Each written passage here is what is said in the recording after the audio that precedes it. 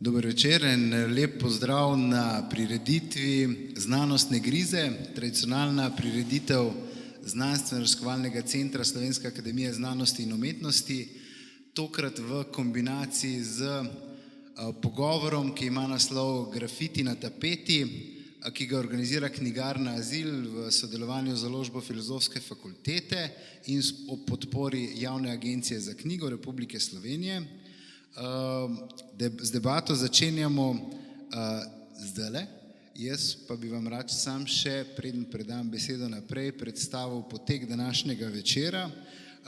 Po razpravi je v načrtu voden ogled po ljubljanskih ulicah in sicer grafitov, ki ga bo vodila Mojca iz Inštituta za urbana vprašanja.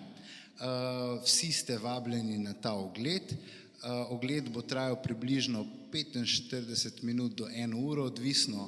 V vsakem primeru pa bo poskrbljeno za to, da boste, če boste hoteli pravi čas, prišli na koncert, ki sledi ogledu, koncert Damirja Avdića, vsestranskega umetnika, ki bo na sporedu ob 20:30 tu v atriju ZRC. Najlepša hvala, da ste prišli. Zdaj pa besedo predajam 4 govorcem, vsak na nek način povezan z grafiti. Helena Konda je etnologinja in avtorica knjige Grafiti v Ljubljani. Mislim, da je knjiga razprodana, samo 2 izvoda sta še na voljo v preddverju po znižani ceni danes. Monika Kropej, kulturologinja, slikarka in muralistka Tina Drčar in pa Miha Artnak, član kolektiva Zek Kru. Helena, izvoli beseda. Dober dan, hvala, da ste prišli. Sem avtorica te knjige Grafiti v Ljubljani, zgodovina, grafiterji mesto. Nastala je na podlagi 20-letnega spremljanja grafitarske scene v Ljubljani, pa tudi širše. V svoji raziskavi sem pogledala tudi precej veliko drugih primerov. Nekatere bom predstavila v tej predstavitvi, so zanimivi in niso med sabo vsebinsko povezani. Glavnina moje raziskave je bil kronološki pregled, ampak danes bi govorila o tem, da se polje grafitov izrazito loči na 2 precej različni polovici, na likovne pa na jezikovne grafite. Zanimivo je to, da med njima je toliko razlik, da se posamezni likovni grafiterji čutijo veliko bolj blizu slikarjem, ki niso grafiterji, in tudi jezikovni avtorji grafitov imajo veliko več skupnega s filozofi, s pesniki, kot z likovnimi grafiterji. Več o tem bojo povedali moji sogovorniki. Glavna razlika med likovnimi pa jezikovnimi grafiti je seveda v tem, da eni sporočajo z besedo, so zapisani s črko, simboli, drugi pa sliko. Jezikovni so seveda zato bolj odprtega tipa, ker jih je lažje na hitro prebrati, prevajati, reproducirati, pa se njihovo sporočilo še vedno prenese. Vidimo tudi recimo primere kamniti grafiti, to ni niti sprejem narejeno, niti na urbanem prostoru, niti na zidu, ampak še vedno nosi poimenovanje grafit. To je to zanimivo, ker pri likovnih strani, na likovni sceni pa ne moremo reči, da je vse grafit, kar je na javni steni. O muralih bosta več povedala. Glavnem, tukaj je primer pompejskih grafitov. So izredno zanimivi, kar preberite si jih par. Pustila sem jih v angleščini zato, ker tudi če bi jih prevajala v slovenščino, bi se nekaj izgubilo. To so neverjetno zabavni teksti. Iz njih lahko zvemo, kakšna je bila družba takrat. Glavnem, jezikovni grafiti so tisti, ki so prevladovali do nekako leta 2000 pri nas, v svetu do 60 let. Ko je postal hip-hop splošno razširjen, je po svetu se razširila eksplozija likovnih grafitov. Pri tem so bili grafiti bolj ali manj napisi, opraskani, zapisani običajno na skrivaj, na kakšne javne površine, velikih je bilo po cerkvah, bili so bolj intimna sporočila. Zdaj so pa grafiti postali precej bolj družbeno angažirani, več je povezovanja z nekim aktivizmom. Razlika je tudi v tem, da se s prenosom grafita vse spremeni recimo pri likovnih grafitih. V današnjem času imamo nekaj svetovno znanih avtorjev, ki že prodajajo svoje dela po enih glomaznih cenah, grejo samo v ničle in ničle se kar kopičijo, to je recimo Banksy. Če njegov grafit vzamemo iz okolja, v katerem je nastal, če ga izbijemo iz stene, pa ga prenesemo zbiralcu v galerijo ali v muzej, a je to sploh še grafit? Tukaj se začenjajo globoke razprave pri tistih, ki se s tem pojavom ukvarjajo res poglobljeno. Namreč takrat postane ta predmet artefakt umetniški in izgubi tisti naboj, tisti pomen, ki ga ima. Na začetku ste videli definicijo od Mitje Velikonje, ki poudarja to, da grafit je tisti je medij tistih, ki nimajo dostopa do uveljavljenih, splošno uveljavljenih kanalov sporočanja. Gre za tistega s komunikacijskim deficitom, za nekoga, ki pač nekako izkreči svoje sporočilo na način, ki ga drugače ne more. Veliko je tudi prenosa sporočila in spreminjanja sporočila, dekontekstualizacija. Prej ste videli primer, ko recimo isto sporočilo v določenem drugem časovnem obdobju pomeni nekaj čisto drugega. Tukaj je Slovenija leta 1949 na Novogoriškem je pomenila, pač mi želimo, da se meja postavi tukaj. Leta 2005 je to sporočilo desnih ekstremistov, želimo ohraniti etnično čisto Slovenijo. Čist različno sporočilo, ne? Pa enaka dikcija, enako se zapiše skoraj. Tako da vidimo, koliko je pomembno, da pri preučevanju grafitov nujno upoštevamo tudi okoliščine, kraj nastanka, čas, avtorstvo. Tukaj je pri jezikovnih to še bolj pomembno, ker pri likovnih slika se malo manj spreminja s časom. Pomembno je tudi razlikovati kategorizacije. Pri jezikovnih grafitih gre predvsem za vsebinske kategorizacije, obstaja kar precej leksikonov, kjer so zbrali grafite in jih razporedili po temah, ki jih delajo. Recimo Robert Reisner, eden prvih raziskovalcev, je izdal leksikon 400 kategorijami. No, medtem ko kategorizacija pri likovnih pa ni takšna, se pa bolj osredotočajo na dele, na obliko, na tege, bomberje, stencile, na oblikovno podobo grafita. Tudi pri dokumentaciji je velika razlika, medtem ko si jezikovne grafite predvsem zapomnimo, jih reproduciramo na ta način, dekontekstualiziramo. Je pri likovnih tako, da obstaja izredno veliko dokumentarcev, ker to je užitek gledati, fotografirati, imeti slikice, koledarje od grafitov, ne? Tako da se prenos tega dogaja na različne načine. Pa še nekaj je, medtem ko so jezikovni grafiti pač vodili prvi 2000 let recimo, so likovni zdaj tisti, ki prevladujejo, ki tudi v dominantni kulturi predstavljajo prvo asociacijo, ko omenimo besedo grafit. Na tem področju se dogaja izredno veliko sprememb, hiter je razvoj, uporabljajo se nove tehnike, laserski grafiti, svetlobni grafiti, veliko je pa tudi stapljanje z ulično likovno umetnostjo, street artom, ki je pa spet nekaj novega in ne moremo več reči, da je to grafit, tudi pa ne moremo jasno potegniti, kje je črta med njima. O tem pa več povedal Miha, ker iz svojih izkušenj.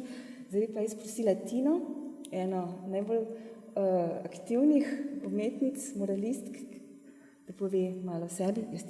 Lep pozdrav. Sem Tina Drčar, diplomirala sem na Visoki strokovni šoli za risanje in slikanje v Ljubljani. Prav tako sem pa ustvarjalka in članica oziroma uporabnica avtonomnega kulturnega centra Metelkova mesto. Cela zgodba se je začela nekako spontano in sicer moj prvi atelje in od mojega soustvarjalca, umetnika Bineta Skrte, je bil v stavbi Kolizej. No, v nekem momentu se je zgodilo, da smo mogli stavbo zapustiti in potem je bilo vprašanje, kam zdaj naprej. No, in tukaj je padla ideja, mogoče bi pa šli na Metelkovo probat. No, in tako je v bistvu nastal najin prvi mural, v bistvu ogromna zidna slika z naslovom Mrtvaški ples. V tem momentu smo potem dobila na Metelkovi atelje, tako da se je potem ta zgodba v bistvu z murali razvijala od tle naprej. Metelkova se mi je zdela čudovit prostor odvedno za tovrstne intervencije. tukaj bi rada izpostavila, da je zelo pomembno to, da je v bistvu kot nek poligon, ker recimo na Metelkovi ne moreš dobiti kazni, se pravi, jaz sem se lahko tam izživljala in se še vedno v bistvu dopušča neko likovno svobodo. Metelkova je pa tudi sama kot prostor tranzicije in subkultur in neštetnih možnosti. Povedati je treba, da je Metelkova svoj obstoj uveljavila in ohranila v bistvu in zaščitila prav z javnimi likovnimi intervencijami v bistvu. Na nek način umetnost proti oblasti. Recimo dober primer je diplomsko delo mene in Bineta Skrta, Mala šola, če se kdo spomni, 2005. leta se je to dogajalo, in sicer porušena strani države, češ da je črna gradnja, nihče pa ni videl njene kulturne in umetniške vrednosti. Čeprav je zidno slikarstvo v bistvu igra ogromno, pomembno vlogo v razvoju likovne umetnosti in arhitekture. Tako so te zidne intervencije, murali, grafiti, mozaiki, železne konstrukcije, kipi so oblikovali urbani izgled, mu dali pečat in v bistvu na nek način pokazali Metelkovo v tej svoji luči. Recimo mural je zame način komunikacije, s katerim izražam notranje in zunanje vibracije, stanja in spoznanja. Za moja dela so značilna ploskovitost, poudarjene konture ter barvitost, kar asociira na naivno umetnost. V mojih podobah se prepletajo družbeno-kritične teme, izhajajoč iz grotesknega gledališča, ki jih iz resničnega prenašam v svoj likovni jezik, racionalnih zaznav prostora in časa. Likovno raziskovanje črpam iz bogate zgodovinske zakladnice umetnosti, klasičnega zidnega slikarstva muralov in seveda prav tako street arta, grafitov, mozaikov, vitrajev. Recimo, to bi še rada povedala, da ta moment, ko se je zgodil, da smo začeli slikati murale, v bistvu prelomnica je točno tam, da moj atelje je bil premajhen, jaz pa rada slikam velike slike. Se pravi, to je bilo nekako z roko v roki se je zgodilo vse skupaj. Rada bi pa opozorila v bistvu in izpostavila napačno pojmovanje oziroma klasifikacijo besed grafit in mural. Recimo, mural je specifično celostno umetniško delo, zaključena slika, ponavadi plačana od naročnika oziroma lastnika stavbe. Gre za veliko zidno površino, ki je umeščena v javni prostor.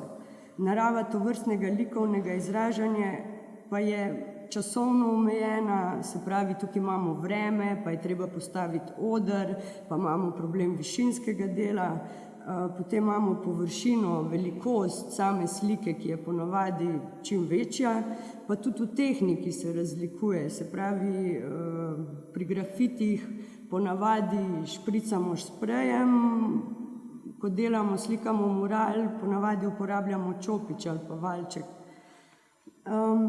Zdaj pa, to je zelo kontroverzna debata v svetu umetnosti. Že leta buri duhove, saj je meja med grafitom in muralom skoraj zabrisana. Recimo, ogromen slikan grafit je prav tako lahko mural. A jasno je nekaj, da je mehiški slikar Diego Rivera v času španske revolucije postavil novo slikarsko smer muralizem. Smer se je razvijala z novimi materiali, izumil akril, ki je trpežen na zunanje vplive. Recimo v 60. letih prejšnjega stoletja sta tako Hering in Basquiat odprla novo poglavje v svetu grafitov, ko sta grafit povzdignila umetniško zvrst, jo popularizirala, postavila v galerije. Tle na slajčovih pa vidite pač to moje delo. To so ogromne zidne poslikave. Recimo, ta je zanimiva, tle gre pa za preplet grafita in murala, in sicer V Makedoniji smo delali šablone v Šutorizari, v romskem centru, z otroci smo izdelovali šablone. Tako da v bistvu pri meni gre za nek preplet obojega. Okay. Hvala lepa. Veronika, boš se predsedla? A boš ti točno se ti. Če ti zalaupam. Meni bo isto se samo ali jaz lahko predstavljam samo, da Ti si sam predstavljaš. Živijo. Hvala za povabilo. Moje ime je Miha, sem ustvarjalec, delam grafite že od 2001. To je moja spletna stran, ali promocije.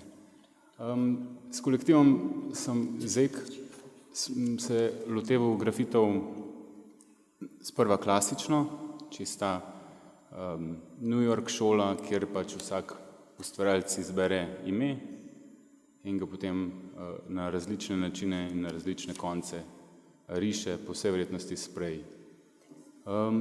Zgor je primer posamičnega grafita, spodaj pa mogoče malo večja stena, kjer pa se že tudi mogoče srečava z izrazom mural.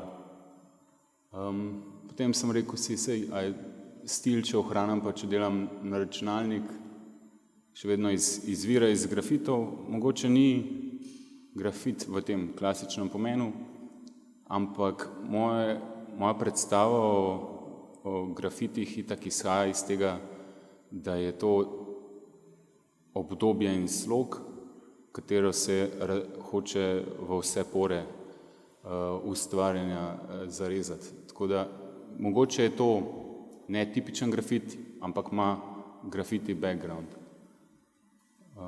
Potem sem to tudi sprintal, pa nalepil na steno, pa zdaj ne vem, a je to grafit, ker je nalepljen na steno, še vedno ima črke, še vedno se gre staro šolo referirati, ampak je v resnici ena večja nalepka.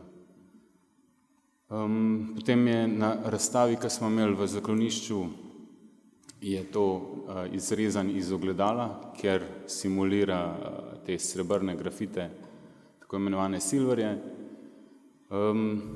Izrezan iz ogledala in v galeriji dve netipični lastnosti grafitov, ampak še vedno izvor je iz writing kulture, katera ne prisega samo na en in isti način izražanja. Še vsem traja že koliko, 50 let vse skupaj. Potem tudi grafit, ki posnema te, kako so že, favelaste grafite, kjer je oznaka teritorija bolj pomembna kakor sama likovna izraznost. Smo naredili za kino brez imena, ki se dotika te teme, jumbo plakatem. Zdaj, spet je na jumbo plakatih, na oglaševalskem mediju, totalna simulacija grafitov, pa še vsem neke vrste prikaz stanja. Druga kampanja, ki sem jo delal, je bila za Radio Študent, kjer sem predlagal, da naredijo rumeno kampanjo. Označil sem zgoraj samo osnovne stvari kot oblikovalec za nek prepoznaven plakat in ključne informacije, predvsem zato, ker je bila crowdfunding kampanja, je bilo nujno omeniti, da se zbira denar, ampak grafitov nisem delal jaz, so jih delali vsi iz Radia Študent in tudi tle se mi zdi, da se je pa recimo ohranila pristnost komunikacije, ker je anonimna, bila je še vedno neprimerna, nihče ni zares vedel, kaj bo pisal naslednji dan in tudi zares je kampanja na koncu uspela. So zbrali denar. Potem smo z grafitarji šli počečkat K4, ker so mi rekli, naj uredim interjer. Zaupali so mi nek budžet, jaz sem kupil spreje, povabil grafitarje, katere pač so se odzvali in rekel samo počečkajte vse razen nekih X označenih delov. Potem so me naslednji dan klicali pa rekli, a mi lahko razložiš, prosim, kaj si s tem mislil, pa mimogrede na speakerju si, da poveš še celi ekipi. Zares niso čisto dobro sprejeli, tako da iz nekega tega subverzivnega vidika so grafiti bili uspešni, kljub temu, da je bilo naročilo za denar. Je pa predvsem zmotilo jih to, da se imena ponavljajo, pa da ta stvar ni izgrajena skozi leta, ampak bolj kot ne egotrip likovnih ustvarjalcev. Meni sicer to izgleda fantastično, ampak that's just me. To je nek moj poskus anonimnega grafitiranja, kjer se pač kitim lahko 10 let kasneje, zato ker je že vsem. To je čisto neke vrste metaforizmi, poezijo, takimi teksti, luškanimi. Odprl sem sistem polje čečkanja, kjer sem začel delati neke zajce z eno potezo. To je tudi zanimiva zgodba, sicer jo moram skrajšati. Najprej sem hotel sam počečkati steno s temi zajci, sam je res dolga, pa sred dneva, pa me je vse en kolega opozoril, ne grem saj vprašati lastnika, mogoče mi bo pa celo dovolil. In ker ni imel časa, pa jaz sem imel zares kolega kaj snemu in sem že mu obljubil, da bomo projekt speljali, tudi če reče ne. Sem napisal neko izmišljeno prošnjo, da sem dobil projekt iz Ministrstva za kulturo v času prestolnice kulture in da jaz delam nek film, pa da moram narediti neko apolitično ilustracijo, zato ker združujem mlade in podobno. In je potem lastnik dobil ta rokopis v roke z mojim podpisom, z nekimi avtoritetami v tekstu. Rekel, ja, pa sej, zakaj pa ne? In dovolil. Sosedi so sicer klicali policaje in so tudi prišli. Jaz sem imel spet ta izmišljen list, izmišljeno osebino na listu v rokah. Pa glih slučajno je tudi takrat lastnik prišel, pa rekel, sicer nisem vedel, da bo to naredil, pa nisem vedel, da bo celo steno porisal, ampak sem pa mu obljubil, tako da tehnično gledano ima zeleno luč. Ta je tudi en od ljubših projektov. Sem naredil iz njega film, kateri je bil nek moj idealističen vidik na svet. To je pol čista tipična Banksy šola, neke šablone, nek formalizem, ki mi paše, kako je vse iz črte v zebrah, ganjajo črte v tigru. V resnici je tudi lahko nek simbol, da v slogi je moč, tudi če je plenilc. To je en od zadnjih projektov. Miha, ki je tudi med gledalci, mi je pomagal v Rogu skupaj limati te CD-je. Sem imel različne barve. Sicer je pol en let čakal v Rogu, zato ker se nisem mogel spomniti načina, kako to prenesti ven. In pol smo nekega dne se odločili in zbili neko konstrukcijo, prenesli v Trnovo in nalepili z nogami do kolen v vodi, pa še zabili. Sicer je čas že načel, malo žalostno, pa malo tudi ekološka katastrofa, ampak vse je za umetnost. To je nek flash, ki sem imel, ker so postavili to na meji, to žico. To je nek drug flash, ki sem imel, ki govori o isti tematiki, pa sem sam dodal zadnji pripis v arabščini.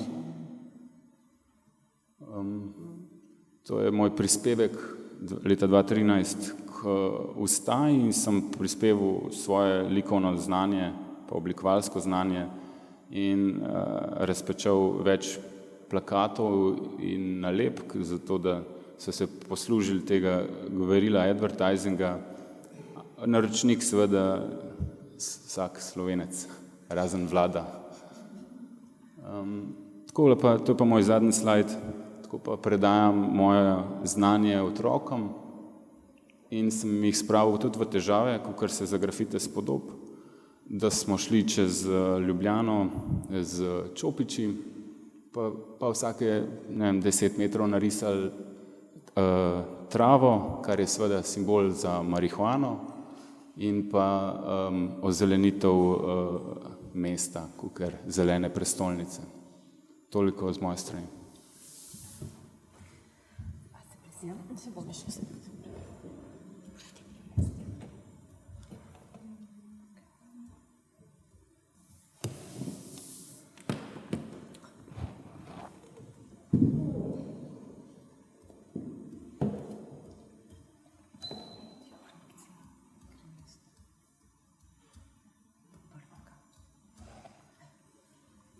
Lep pozdrav še z moje strani. Jaz sem po izobrazbi kulturologinja, sicer delam na inštitutu Jožef Stefan, ampak z grafiti se pa ukvarjam, predvsem s političnimi grafiti se pa ukvarjam enih 10 let. Do zdaj je bilo govora predvsem o umetnosti v grafiterski subkulturi, o muralih oziroma o umetniških grafitih. Sama pa bi rada na kratko naslovila oziroma odprla nekaj takih perečih vprašanj skozi prizmo političnih grafitov. In sicer to so institucionalizacija grafitov, ki si jo že ti naslovila, vprašanje ilegalnosti in nehegemonskost. Kot je Helena že poudarila, medtem ko je pri proučevanju umetniških grafitov oziroma pri teh umetniških grafitov, ki sta jih vidva predstavljala fokus predvsem na sami formi, je pri političnih grafitih pač važna vsebina oziroma simbolika, ki jo grafiti seboj nosijo. Zaradi tega so grafiti tudi velikokrat, ti politični grafiti tudi velikokrat označeni za vandalizem. Pogosto pa, ker so v njihovih vsebinah obstaja veliko simbolike, jih pogosto ljudje ne dojamejo kot družbeno kritična sporočila. Samo definicijo velikonjevo si ti tudi že povedala, s katero se seveda strinjam. Tudi jaz menim, da so politični grafiti po večini izraz nekih skupin in posameznikov na margini, da so to pogosto skupine, ki nimajo nekih drugih komunikacijskih orodij oziroma so jim te kratene, odvzete. Kaj lahko beremo skozi politične grafite in street art? Beremo lahko družbeno-politično situacijo, pogosto se pa skozi te prakse na novo predstavljajo te na novo vznikle skupine. Ne vem, če omenim to neofašistično skupino, ki si jo ti že omenila, tukaj je Slovenija 2005, so nas bombardirali s temi podobami Karantanskega panterja, pa Rudolfa Maistra s temi stikerji. Kaj je velika prednost grafita napram drugim medijem je, da doseže zelo širok spekter ljudi, se pravi vidi oziroma vsak, ki je senzibilen na tovrstne napise, jih lahko vidi, pokomentira in obratno, ne. Gre za neko komunikacijsko orodje. Vseeno pa moramo biti pozorni, na zidovih vidimo oziroma opazimo, smo priča različni produkciji, od skrajno desničarske produkcije, reklam, recimo muralov, navijaških zapisov, potem so ti anarhistični, avtonomistični, jugonostalgični zapisi, zapisi, ki tematizirajo stranke, politike in tako dalje.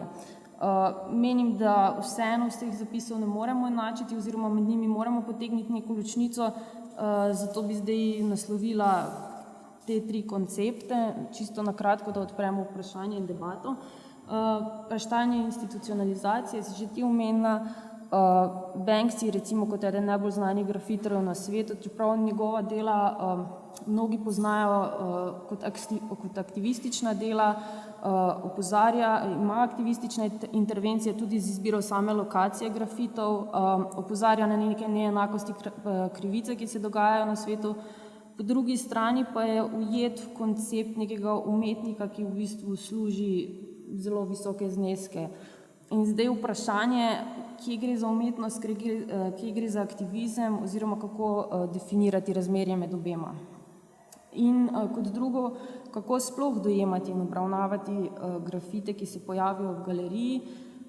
Primer recimo razstave MGLC 2006, kjer smo imeli razstavljene grafite, naslov razstave je bil Street Art.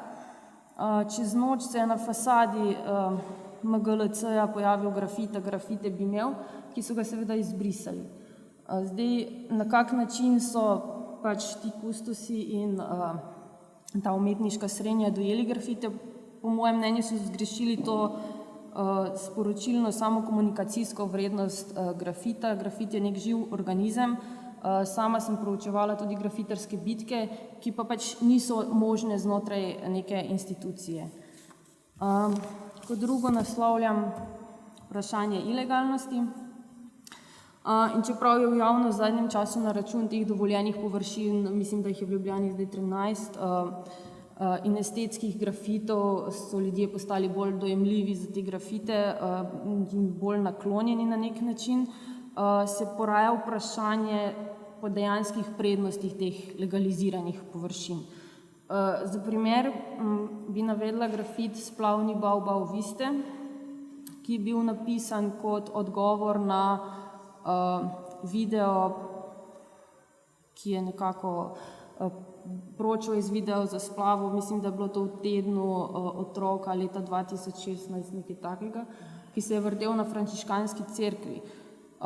Verjetno ta grafit ne bi imel istega sporočila, če bi bil napisan, ne vem, kilometer stran na neki dovoljeni površini, ne vem, v Tivoliju. Pri dotičnem primeru se odpira tudi vprašanje, kdo ima pravico do javne intervencije. Po eni strani je Rimokatoliška cerkev vrtela video, ki je v bistvu bil uperjen zoper splav, so želeli za prepoved splava, ki je v bistvu nam zagotovljen z ustavno pravico. Mislim, da se je tudi mestna občina Ljubljana takrat je pozivala, da organi pač ta video prepovejo predvajanje. Se to seveda ni zgodilo. Po drugi strani bi verjetno pisec tega grafita na isti steni bil za svoje delo sankcioniran oziroma oglobljen z globo. In kot zadnje naslavljam vprašanje nehegemonskosti. Se pravi, če smo se na začetku spraševali, kaj sploh lahko štejemo pod grafite, če sem opozorila na to, da grafitev ne moremo med seboj enačiti. Pri grafiti gre mnogokrat namreč zgolj za reprodukcijo hegemonskega diskurza, mogoče na bolj direkten, vulgaren, koncizen način, ki pa velikokrat zgolj reproducirajo izjave in politična stališča nekih etabliranih strank in politik, ki smo jim priča, ne vem, na nekem demokratičnem političnem prizorišču, kot je parlament. Spomnimo recimo na problematiko beguncev, na izjave, ki smo jim bili priča, na postavljanje rezalnih žic, na nestrpne zapise na njihovih omrežjih in tako dalje. In potem na milijon teh zapisov, ki smo jih potem lahko videli tudi po stenah. Zdaj vprašanje se postavlja, ali se ta sporočila razlikujejo med sabo, v bistvu sporočila so enaka, gre samo za reprodukcijo diskurza. In na drugi strani skupine, antifašistične grafite, grafite družbenih gibanj, recimo Nove levice, ki opozarjajo na te fašistoidne prakse teh demokratičnih institucij, ki naslavljajo te poskuse prepovedi splava, ki smo ga prej omenjala, omejevanje svobode gibanja, represije ideoloških aparatov države, do omejenosti samega volilnega sistema, sindikalnega, študentskega boja, feminističnega boja in tako dalje. Naslavljajo tudi vprašanje gentrifikacije, turistifikacije, kar vemo, da je zelo velik problem danes še posebej v Ljubljani. Torej gre za skupine, za katere lahko rečemo, da dejansko so v nekem komunikacijskem deficitu, za razliko od prej omenjenih. Toliko za razliko. Za konec pa mogoče še ena kratka zanimiva izsledek ankete. Medijska reprezentacija grafitov je še vedno jasna. Grafiti so bodisi vandalizem, bodisi umetnost. Mediji še zdaj dojemajo grafite samo skozi to prizmo. Zato nas je zanimalo, kaj splošna javnost meni o grafitih, kako splošna javnost vidi grafite. Presenetljivo je, da kar 12% slovenske populacije dejansko grafite dojema kot politični aktivizem. Torej še obstaja nek potencial ozaveščanja oziroma obstajajo ljudje, ki dejansko dojemajo grafite kot neko komunikacijsko sredstvo, ne samo umetnost, vandalizem na drugi strani. In s tem bi zaključila in odprla debato oziroma vprašanja. Hvala.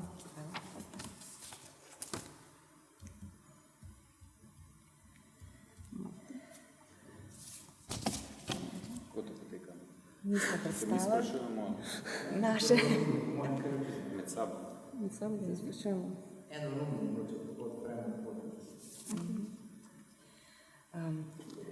Potem bi pa jaz vprašala vsakega od vas, kaj je prvi grafit, ki se ga spomnite, da ste ga videli, ali pa kakšen grafit je na vas največji vtis naredil. Jaz se spomnim v 80-ih, ko sem videla pankovske grafite, znak za anarhijo, znak tiste ptičje nožice, tist je še vedno zame prva stvar, ko mislim na grafit. Jaz sem s Ptuja, tam je bilo zelo malo grafitov, ampak spomnim pa se enega grafita Kučan, kralj gospodin. Moj prvi grafit, glede na to, da sem iz Titovega Velenja, ki ni več Titovo, ampak je samo Velenje, je bil napis na skali nad Velenjem in sicer z velikimi črkami je pisalo Tito.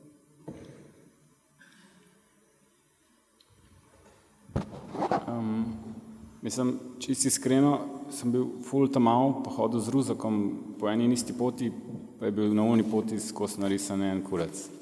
In sem ga videl res pač vsak dan. Pa je bilo ful neprimerno mi, ampak istočasno, whatever. To je bil po mojem res prvi. Ampak sem pa pol na bus postaji, ko sem se vračal malo starejši, kakšno leto, 2, videl pa še urezane grafite. Tako en je pač, ne vem točno kako, po mojem pa niti ne vem, po mojem sem s kulijom drgnil ali kaj. Me je malo inspiriral, sem enkrat cel žeton za bus ponudil, pa ga v kvadrat spremenil, pa nekaj bi se podpisoval tam. To. Jaz bi mogoče to za Banksija, ki se mi zdi, da je ful aktualna stvar, pa prej so že malo odprla to.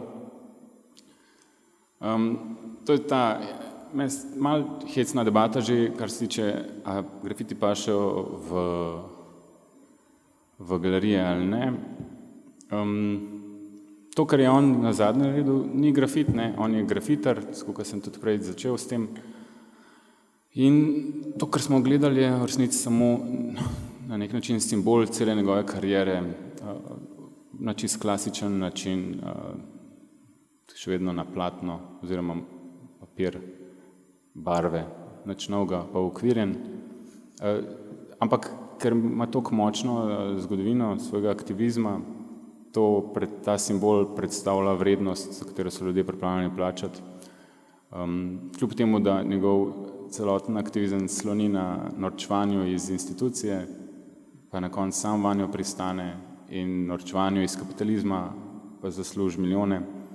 Nekako mu uspeva krmariti med tem, ker je svojo pozornost pač monetiziral, še vedno ohranja anonimnost.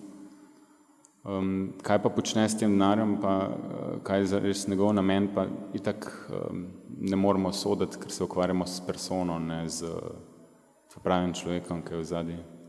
Tako da toliko sam, da začnem to temo, ko se mi zdi, da bi rad vsak podal malo mnenja.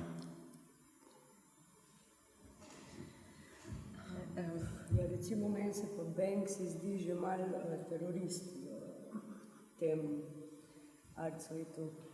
V bistvu vse te njegove akcije in v bistvu čakanje publike na njegovo akcijo. Se pravi, mislim, da Londončani vsako jutro, ko čakajo na bus ali pa podzemno čakajo in gledajo kje je Banksy naredil kaj novega. Tako da, ne vem, jaz prav nekega drugega mnenja o njem nimam. Ja, jaz sem že omenila, meni se zdi zanimiva ta njegova dvojnost. Ne? Na eni strani je v bistvu kapitalist, na drugi strani pa poskuša še vedno ohranjati to svojo aktivistično preteklost. Ne? Ampak ja, je pa res smešno tudi tako čakanje na novega iPhona, recimo. Ne? Ja. Meni se pri Banksyju zdi velika povezanost z enimi precej starejšimi grafiti z situacionistično internacionalo.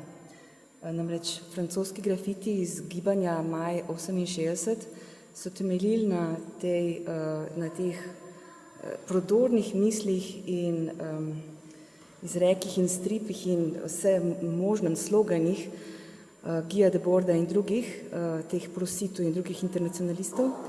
In sicer ta obsodba potrošništva, to je prav ista, kot so ga že takrat v 60-ih deklarirali oziroma so bili proti družbi spektakla. Namreč Banksy, ta njegova sporočila, ta njegova obsojanja in vse to, meni se zdi zelo velik usporednic vidim s tistim gibanjem. In najbrž veste, da francoski grafiti v tem gibanju leta 68 so bili izredno prodorni, so eni najbolj najlepših, najbolj literarno vrednih grafitov v vsej zgodovini jezikovnih grafitov. Tako da jaz takoj pomislim na to povezavo, čeprav mogoče ni.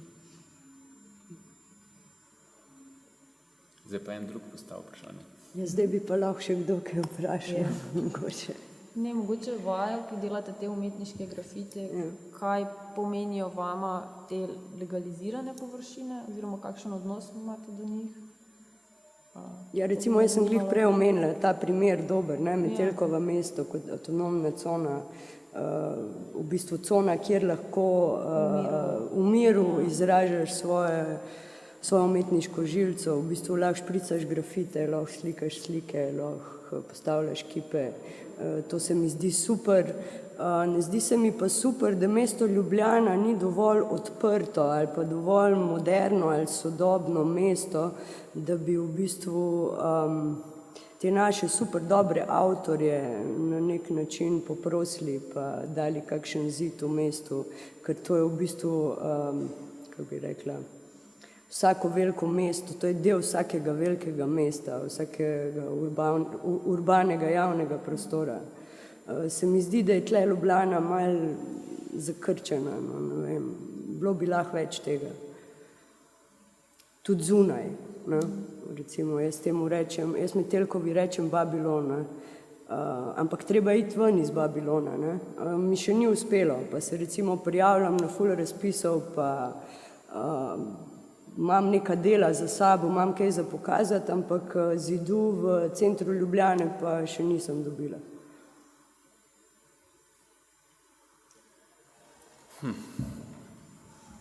Jaz tudi krmarim med legalnim in ilegalnim, zares malo včasih tudi zabrisana meja, zato ker si parkrat sem naredil sam neko suverenost, kjer sem se prepričal, da sem najet, da ustvarjam lahko sred dneva, pa si izboril kar zanimive lokacije. Predvsem mi je bilo zanimivo pri temu, da niso bile legalne, zato ker je potem vključevali neke vrste performance, medtem ker drugače bi bilo na nek način slikopleskarstvo.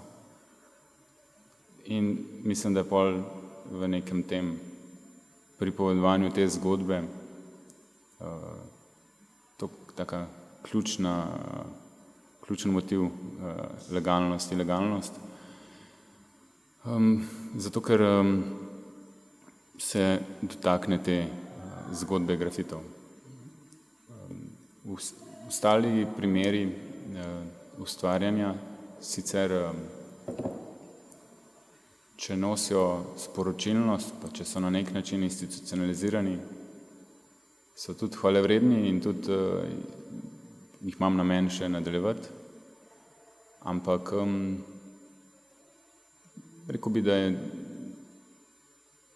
da če bi recimo legalizirali absolutno vse površine za grafitirati, ne, bi pač bil mavrično mesto brez na nek način generično, z parimi večjimi murali, ki bi izstopali, v bistvu bi bila velikost najpomembnejša, kaj se vidi iz helikopterja. S verjetnosti bi oglaševalci pograbili tudi za to in bi pisali pač najbrž Coca-Cola. Ali bi pa najeli ljudi, ki delajo svoj stil, pa pač seveda bi vsi vedeli, da je od Coca-Cole. Tako da tle vidim nek vrste medij, tako kot ga vidim na internetu, kjer kot anonimnež lahko rečeš, jebi se, umri, medtem kot na Facebooku uradno pa zelo pazljivo zbiraš besede. Se mi zdi na nek način svoboda govora ali pa nekaj, kar je mogoče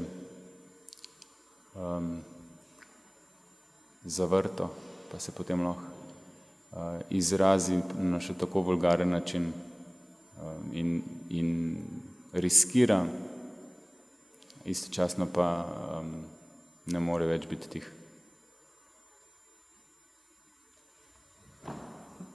Bom še jaz povedala svoje mnenje. Jaz sem imela 10 let legalne delavnice grafitiranja in so bile dobro obiskane. Grafit, ta medij je izredno privlačen. Ko vidiš pred sabo veliko površino, ko vidiš tisti, ki radi rišejo v šoli, počičkajo vse zvezke, ko vidijo veliko steno, pa zastonj barve, pa da jim nihče ne bo nič rekel, je to kemija, totalna.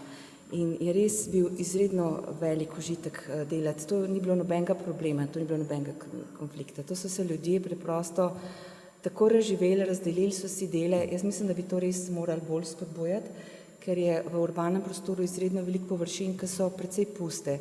Namreč vsi podhodi, pa vse takšne stvari, obvoznica, to so betonske stene, tam se ne gre delati nekih dekoracij, zelo redko so dekorirane. In to je pač preprosto platno, ko nekdo, ki ima žilco, to vidi, to je treba poslikati, to vabi. Ne? Tako kot tisti, ki so alpinisti, ki vidijo hrib, goro, morajo zlezti gor. Tako da je tle en potencial, ki ga lahko izrazijo na ta način, tudi tako malo denarja, pa toliko lep rezultat je, če je primerno usmerjen, da je ni glih ukazano, to moraš kaj narediti.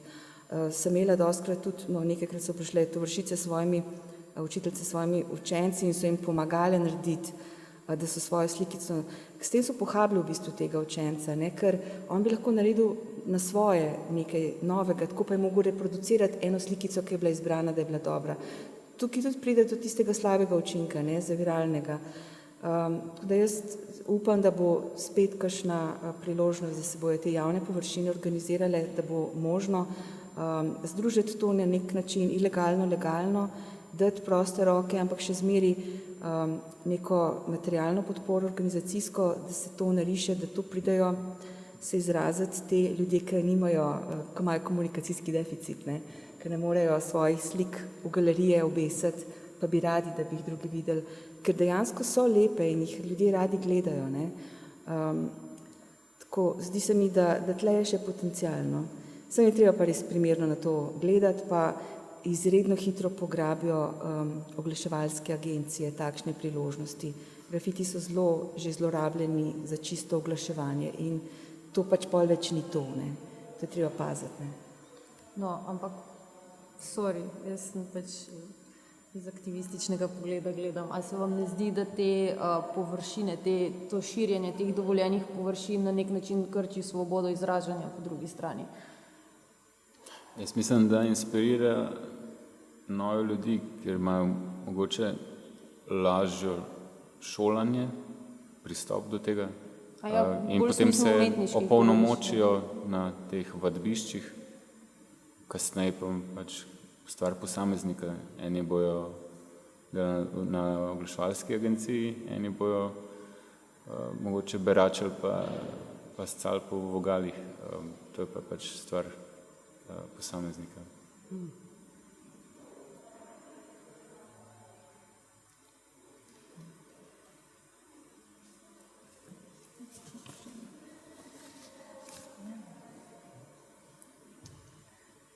bomo še povedali.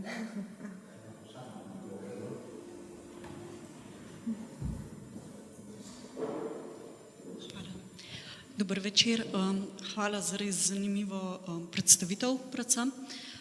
Jaz imam pa vprašanje glede grafitov, ko v bistvu, govorili ste o umetnosti, govorili ste o nekem političnem aktivizmu, ampak precej se mi zdi v zadnjem času tudi nekih grafitov, ki so pa z vsebino, ki je recimo da družbeno bolj sprejemljiva, bom tako rekla.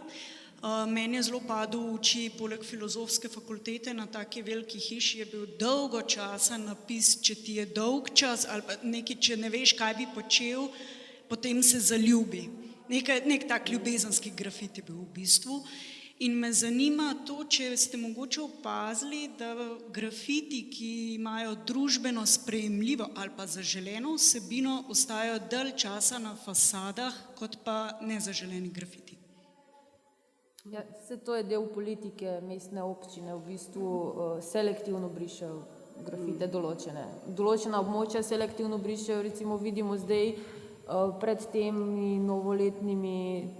novoletnim sejmom bodo zagotovo pobrisali vsaj območje okoli centra, potem železniške postaje in ostalo, da bo pač spet v duhu te turistifikacije, da bo primerno za turiste in za neke visoke goste.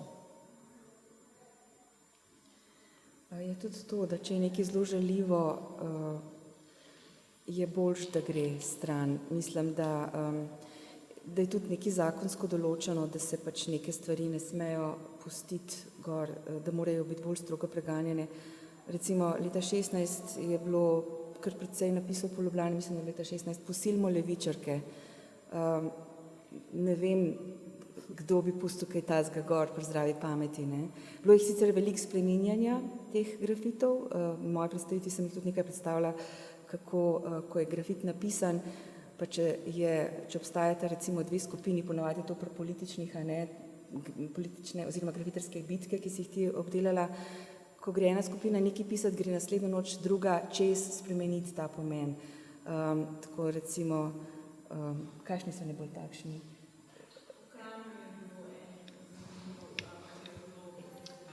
Lezbijke na kole, potem je bilo pa dodan pred lezbijke na kolena. Ja. To recimo, ja. Pa smrt Pedrom, pa samo prečrtan, ne? Rad Pedrom. Ja. Ali pa LGBT revolucija, oziroma proti LGBT revoluciji, pa nismo proti LGBT revoluciji. Ne? Tako da grafiti so tako zanimivi. Ne? Tako, jaz pogrešam res te zanimive, zabavne. Tisti, ki se samo reproducira eno in isto sporočilo, to je že dolg čas. Da isto ponavljajo in ponavljajo. To je meni tako škoda zidu. Če so pa zabavni, pa tudi, če se ne strinjaš s poročilom, sem, da je zabaven, da je oster, da je unikaten, tisti je pa res fajn gledati. Ne? Ampak žaljivost je pa res dobra komedija, pa žalitev, včasih se malo prekriva, ampak je kar hitro vidno, a je nekaj samo žaljenje, ali je tudi satira, ama eno malo suliše od zadaj. No, mene vseeno skrbi vedno več teh fašističnih grafitov, ki se pojavljajo po Ljubljani. Ne bi rekla, da moramo selektivno brisati ravno te, ker se mi zdi, da s tem omejevanjem zgolj spodbujamo dovrstno produkcijo, ampak se mi pa zdi zelo pomembno, da se to opazi in o tem govori, ker to karikizira neko stanje v družbi. Recimo, pa imamo pa drugo skrajnost, prav Metelkove in Roga, ne, ko je pa v bistvu nasičenost teh grafitov in teh informacij tako na gosto, da v bistvu več nič do izraza ne pride. Ne. Recimo, to je tudi ena taka zadeva. No, pa se meni se zdi v končni fazi, da je minljivost del grafitarstva tudi v bistvu. Ne. V določenem času se pač grafite, ne vem, ali jih MOL zbriše, ali intervenirajo druge skupine, ampak s tem hkrati naredijo prostor za nove grafite. Da zato govorimo kot neki Mislim, da stvari, ki teče, ki se ne konča, ne. V nekem organizmu, ki lahko vsak pokomentira, vsak intervenira. Na to bi se navezala. In grafiti so tudi indikator, kakšna je družba. Ko je bil hip-hop v Ameriki na višku, so se, če je nekdo prekril nekomu grafit, so se šli tudi streljati, pobijali so se dejansko. Medtem, ko pri nas, kar je bilo najhujš, ne, da so šli klinopis narediti, ne, da so v intervjujih povedali svoje mnenje, ne, a to se pa res ne dela. Ne. Mislim, tako, tudi vidimo, kakšna družba je. Mislim, skozi takšne primere, tlele se ni noben pobijal, ne, a se je, mislim, da se ni, ne. Ne. No, vi že vedeli, so se zaradi česa drugega. Tam pa zaradi, ja, zaradi majhnih, ne, da se gre nekomu čez, da izgubi življenje, cela, mislim, skupina, tukaj se že tudi vidi, kakšna je družba, ne. Tako da res lahko preučujemo, ta medij ima toliko enih skritih pomenov, toliko enih sporočil, da je dragocenjeno zelo. A smem še jaz nekaj vprašati? Zgleda, večkrat ste že omenili, Monika, ti si omenila, pa mislim, ti Helena, te grafiterske street fighte. Jaz ne poznam izraza, ne poznam pojava. Bi lahko sam na kratko razložil mogoče. Jaz sem proučevala predvsem grafiterske bitke teh subkulturnih skupin oziroma teh subpolitičnih skupin, ki delujejo na našem področju. Se pravi, nisem se spuščala v te bitke znotraj same grafiterske subkulture. Pomeni, kot je Helena že omenila, obstajajo neki načini intervencije grafiterske, zato sem prej omenila tudi to pomen tega javnega prostora in možnosti, da se grafite lahko intervenira. Recimo primeri, da se grafit prečrta, dopiše, doriše, neke subverzivne elemente smo že izpostavili, prebarva, vse te zadeve. Ampak zanimivo pri tem pa je, da to večinoma delajo si nasprotne politične skupine. Zelo široka tema, sem jo obširne analizirala tudi. Obstajajo pa tudi umetniški grafiterski boji. Ja, zagotovo, jaz sem bil del enega. Nikoli nisem vedel, da sem za voljo simulacije, ki je pač mogel vse odkljukati, ali je bil pač pristna jeza, neka kombinacija v odraščanju, bi rekel. Ampak je seveda ni bilo preveč nasilno, so pa letele kakšne roke kdaj, ampak brez krvi, pa vsi zobi še vedno celi. Mislim, da je bilo to na nek način tudi tipanje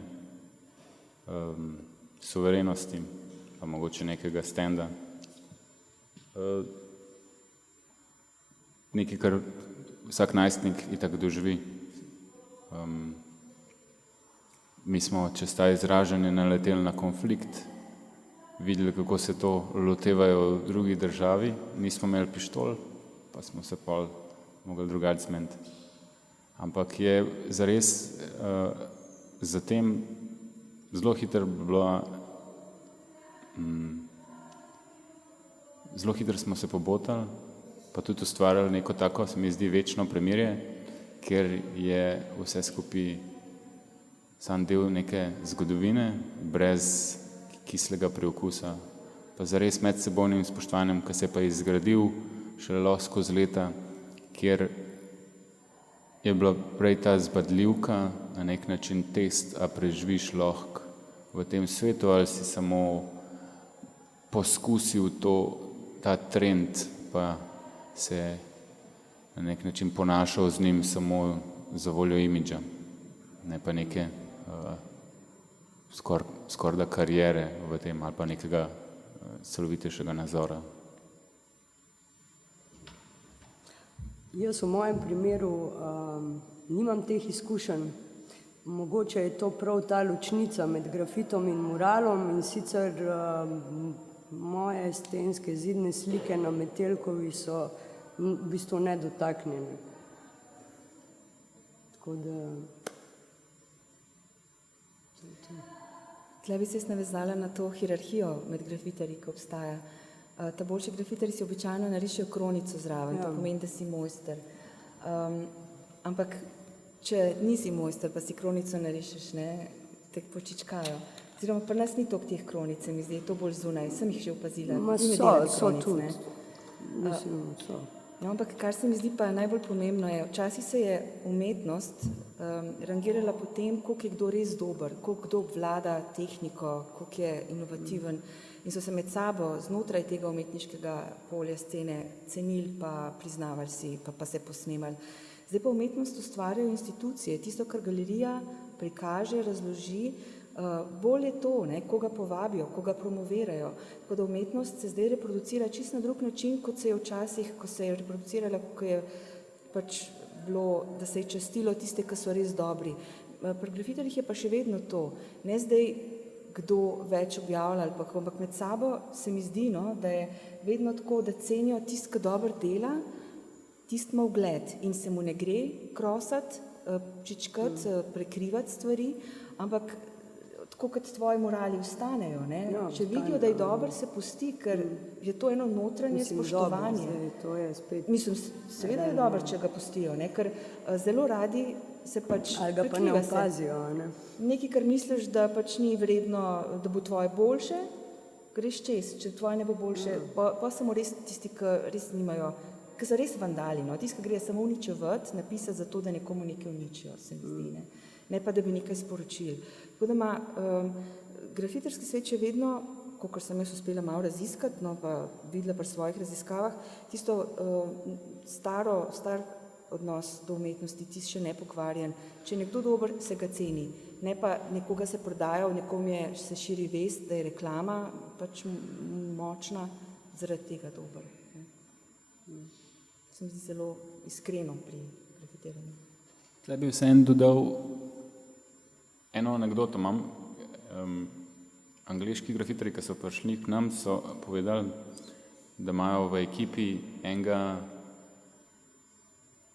ki tepe svojo punco. In da so mu dali vmes popravca na nek način, so slišali, da se je to pač ponovil in so ga izključili. Pa po neki meritokraciji je bil vreden posnemanja, jaz se spomnim, da sem prerisoval tudi od njega. Ampak ker to vem zdaj, je kljub temu likovnemu izrazu na nek način zbledel in nima več vrednosti v tem networku grafiterjev. Take stvari, ki so osebne zgodbe, tudi vplivajo zares na končni rezultat. V večini primerov seveda, ker ne poznamo ozadij, pristajamo na samo to, kar vidimo, na ta površje. Ampak če se lokalna scena nekaj zmeni, lahko tudi iz površja potone nazaj v pozabo. Druga je pa recimo čist nekdo, ki je zelo kvaliteten ustvarjalec, pa cel življenje že dela za Coca-Colo. Pa dobro riše, sam malo ti gre pa na kurac. No. Zelo intimni pa zelo iskreni so grafiti. To v osnovi se mi zdi prva značilnost.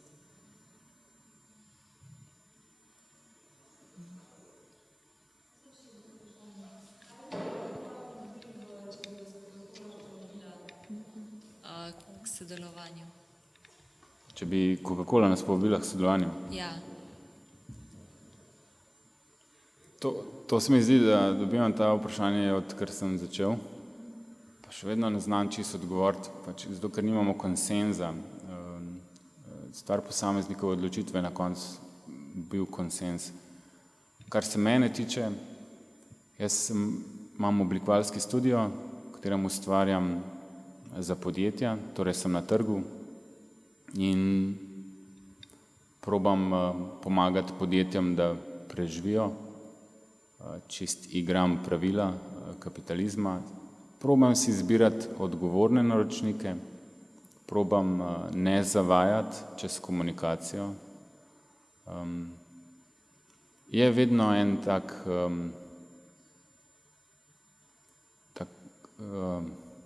konflikt med umetniško kariero in v resnici sam vsakodnevnim preživetjem. Sem pa strogo ločil svoje umetniško ustvarjanje od oblikovanja, ker tako kot Banksyjeva slika ne bo prodana Coca-Coli oziroma slika za jumbo plakate, ampak bo mogoče Banksy pod svojim pravim imenom v oglaševalski agenciji opravil še vedno to delo zaradi tega, ker pač rab cash. Ne bo pa prodal v tem smislu sebe kot umetnika. In ta vprašanje je, moj odgovor bi bil, jaz ne bi dal svojega stila gor, Coca-Cola sicer jaz ne pijem, no, pa dajem itak sam primer kot nek ekstrem kapitalist, ne, ampak zares se srečaš tudi z drugimi korporacijami, ki želijo samo neko kampanjo, pa da se malo nekaj poslika, da se malo nekaj naredi. Delal sem za par podjetij, takih mogoče bolj slovenskih, ne toliko svetovnih, ampak nekje vmes sem se naveličil tega, sploh z grafiti ne delam več tega, ampak z računalnikom pa še vedno ocenam naročnika v redu ali ne, ampak se pravim, konkretno za Coca-Colo bi z oblikovalskim studijem po mojem se pogovarjal o tej temi malo bolj intenzivno, kot za kakšenkoli drugega naročnika. Predvsem zato, ker tudi kot podjetje prodajamo navzven odgovorno komunikacijo in če bi pač hoteli zajahati ta trend in pretopiti odgovornost v trend, bi se počutil izdajalca. Tako da mislim, da bi mogel imeti en res dolg pogovor z ekipo pa videti, ali obstaja način, ali pa zavrnemo. Zelo težko sicer vprašanje, sploh zato, ker moraš preživeti. Okay. Zanima me predvsem zaradi tega, ker če te izbere neka korporacija, kot verjetno prepozna te skozi svoje neko umetniško delo in mogoče želi ta nek input oziroma če si že neko ime, želi, da se njihovo brand poveže s tvojim imenom, ne? Ja, to dela največkrat Nike. Nike je tudi recimo tak primer, ki ti pol s tvojim grafitom na supergah ga otroci sešijajo. Pa je tudi to malo sporno. Po drugi strani se mi zdi pa, da ne moreš sploh v kapitalizmu živeti brez krive vesti. In so pač narediš neko lestvico odločitev, kjer krog pekla bi rad šel. Hvala za odgovor.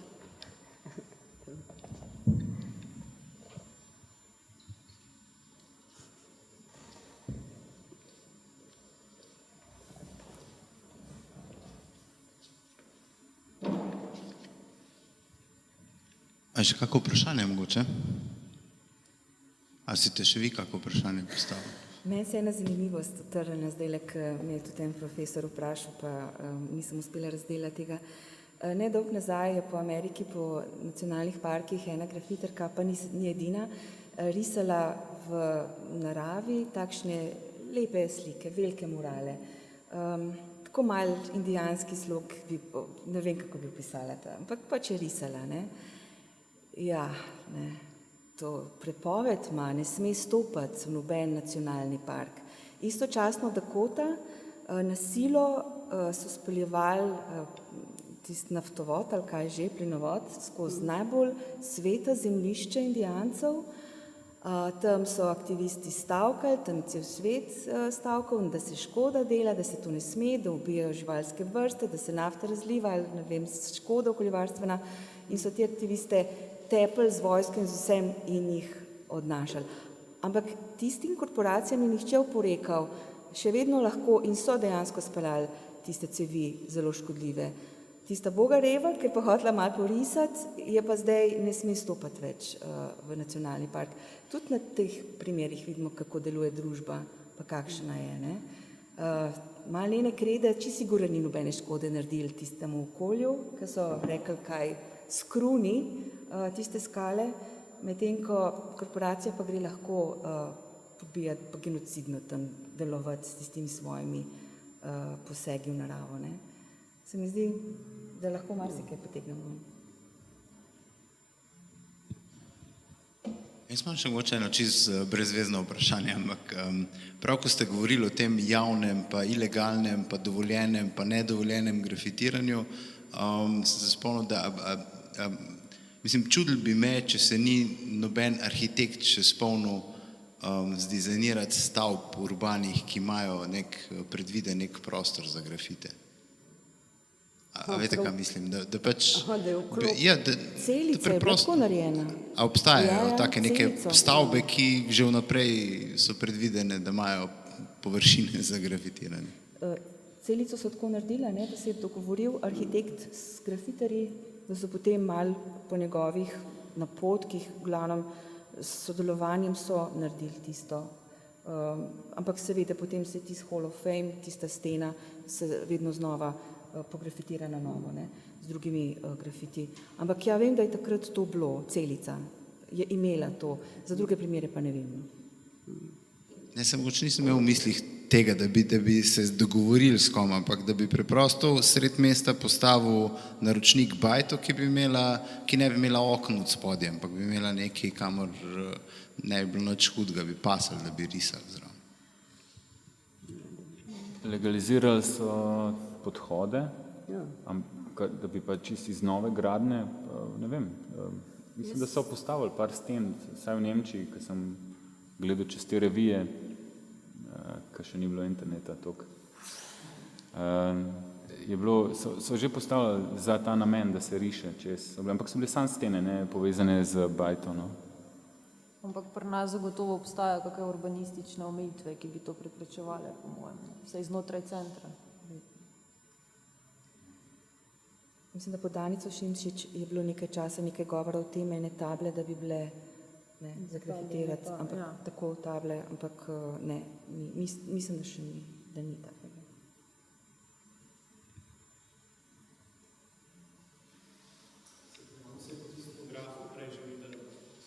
Se bom bolj na glasbo. Malo se je po grafu že videl, da je v bistvu da veliko ljudi še ne sprejema tega. Ne? Tako da verjetno tudi zaradi tega se ne odločajo arhitekti, da bi to v bistvu sprejeli kot neko, ker verjetno ljudje ne bi kupovali potem stanovanj ali pa se firme ne bi naselile in tako naprej. Ne?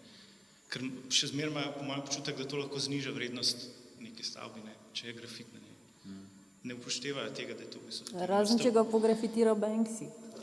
A pa Blue. Ja, pa sem se vprašanje tudi pri Banksy je to, ne, zdaj, ali res on to dobiva ta denar, ne, se to ne, to v bistvu drugi vzamejo tisto zadevo, prodajo in potem... Jaz tudi mislim, da je malo večja mašinerija za tem vsem skupaj, jaz se verjetno nekakšen kolektiv, recimo kot nek kolektiv bi jaz rekel, da je to ne, da je samo ena oseba, recimo Banksy, po mojem je to bolj... Kar se tega tiče, ker ste zdaj načeli avtorstvo, ja, Banksy je imel na začetku kar precej ponaredkov, se je prodajalo v njegovem imenu in zato je pač se domislil tega potrjevanja avtorstva preko interneta. Ko on nekaj naredi, to objavi. Če je v njegovem slogu nekaj narejeno, pa ni potrdil, pol to ni on. To pa, da dela skupina zanj, je pa tudi sam javno pove, ne, ker vedno kaže skupino, tudi na svojih dokumentarcih, nikoli ni jaz, sem pa to jaz naredil. To je moj tim, tlele mi delamo. Ne. Zdaj, a je to res samo ena oseba ali jih je več? Vemo, da jih je več, ne, je pa res misterij še.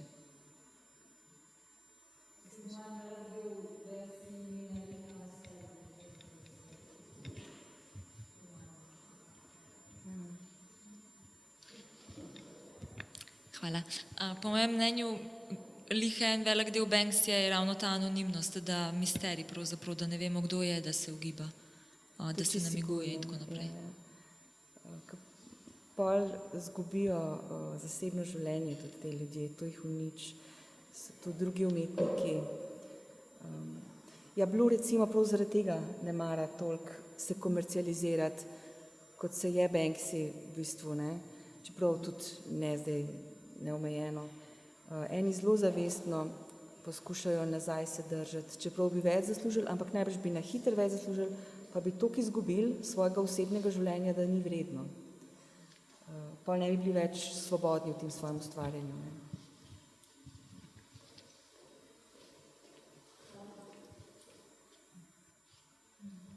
Ok, a ćemo zaključiti, a ne? Najlepša hvala vsem štirim. Hvala vam, da ste prišli. Hvala.